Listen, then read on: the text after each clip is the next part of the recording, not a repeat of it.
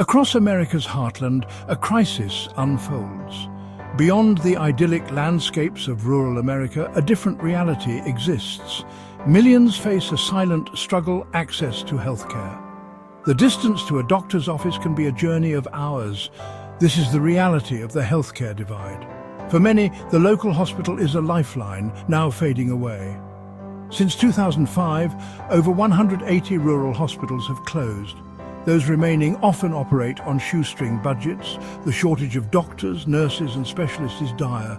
This isn't just about numbers, it's about real people. It's about Maria, a single mother driving 90 miles each way to get her son to a specialist. It's about Tom, a farmer enduring chronic pain because a specialist is 100 miles away. These stories are not unique. They are the everyday experiences of countless Americans. This is the face of the healthcare crisis in rural America. It's a crisis that demands our attention. The statistics paint a stark picture. Nearly 20% of Americans, about 60 million people, live in rural areas. Yet they face disproportionate barriers to healthcare. Consider this. Over 66% of areas designated as primary care health professional shortage areas are in rural regions. The same is true for mental health and dental care. These are not just numbers, they represent lives on hold waiting for care. In some areas, hospitals are so scarce that entire counties become healthcare deserts. Imagine living in a place where a heart attack could mean a race against time, a race made longer by distance. The lack of access translates to delayed diagnoses, untreated conditions and preventable deaths. The healthcare divide is more than an inconvenience, it's a matter of life and death. My day begins before sunrise. I live in rural Texas, and my son has diabetes.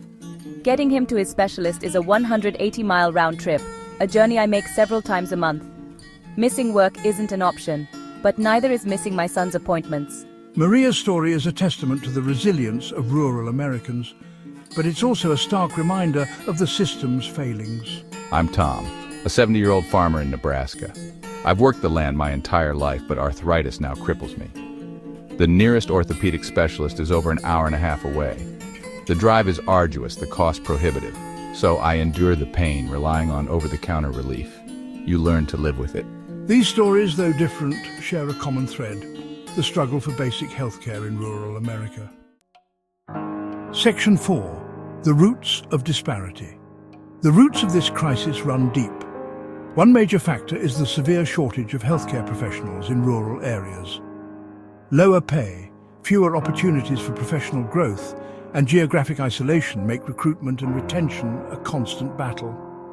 Then there's the issue of infrastructure. Many rural clinics and hospitals operate with outdated equipment and limited resources.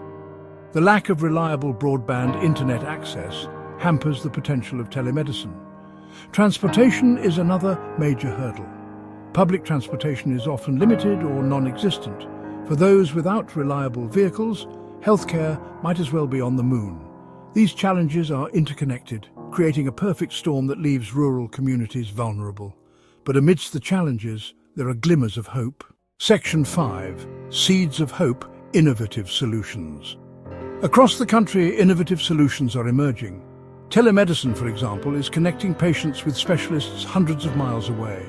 Imagine a cardiologist in New York City consulting with a patient in rural Montana, all through the power of technology. Mobile clinics bring healthcare directly to remote areas. These traveling clinics offer everything from basic checkups to cancer screenings, breaking down geographical barriers.